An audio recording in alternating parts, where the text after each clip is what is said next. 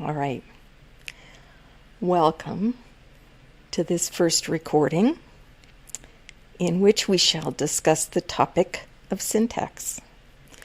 So let me see if I can find my slideshow control, play from the start, and this is where we're going. So I understand that this might look simultaneously boring and confusing, but I promise it's really neither. I just want you to be able to predict the kinds of terms and concepts we're going to investigate, talk about, define, and discuss. And hopefully by the end of our course, you'll feel pretty comfortable with these terms, and you might even understand why they're helpful.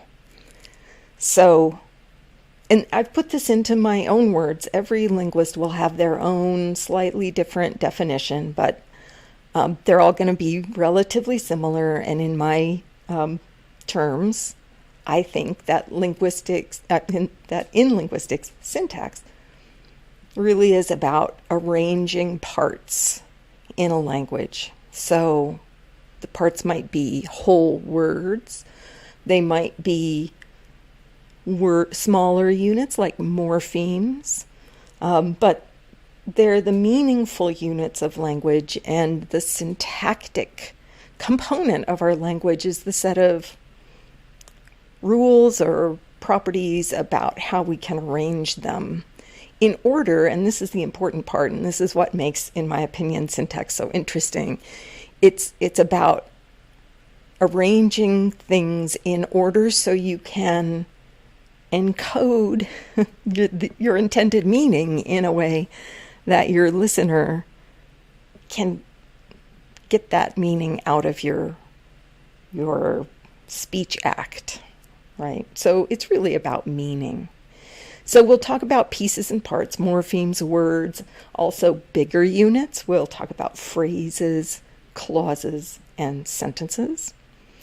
We'll use terms like predicate and argument to describe how different kinds of units contribute to meaning.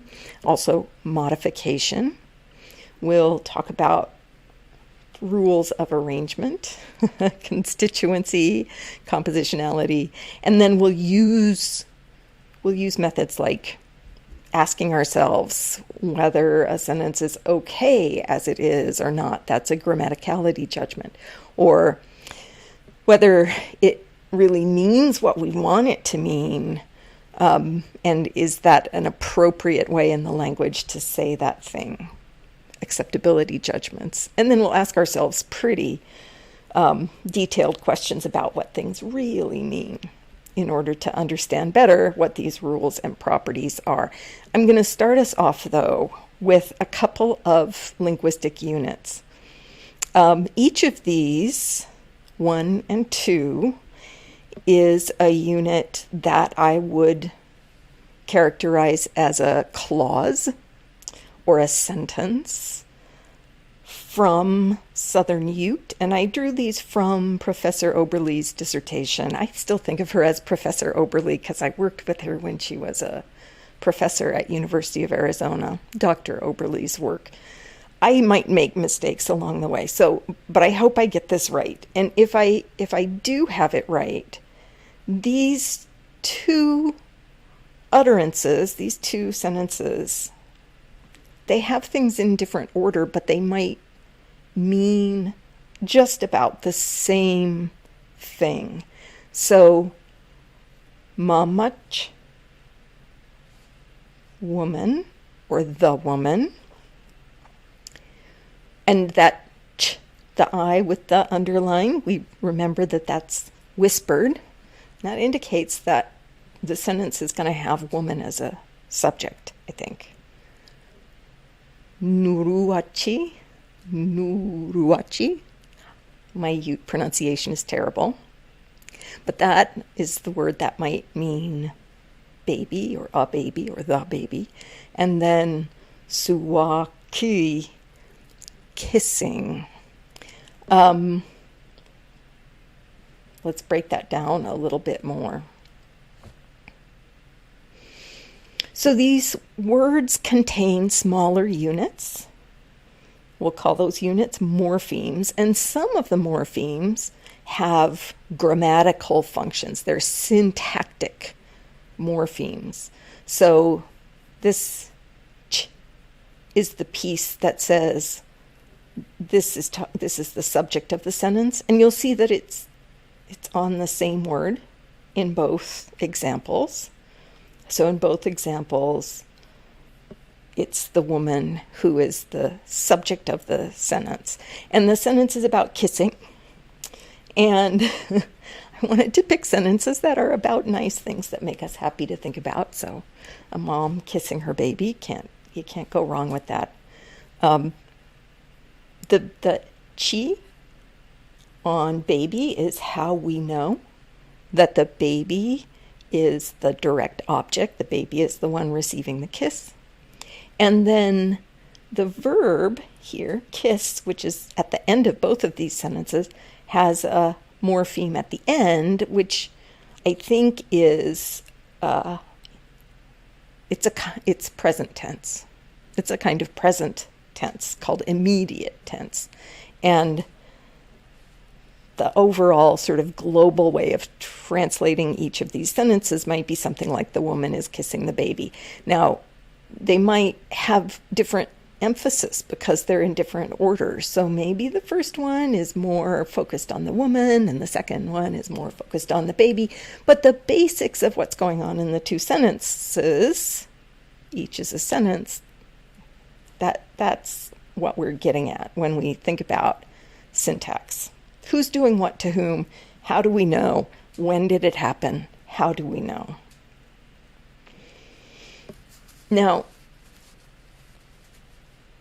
you might be able to say the same basic clause, the same basic sentence information about a woman who's the kisser and a baby who's getting kissed and a kissing event. You might be able to put things in many different orders. I don't know. Maybe some of you feel comfortable with each of these, or maybe they're not as good. Since I don't speak the language, I don't know. That's the kind of judgment that we need people who have expertise in the language to tell us. But I think that the documentation I've read about Southern Ute suggests that these might also be okay, though they might be less common orders. I don't know. It's rules of syntax that will tell us. Now, what we saw in sentences 1 through 4 is that we had the same words and they were in different orders.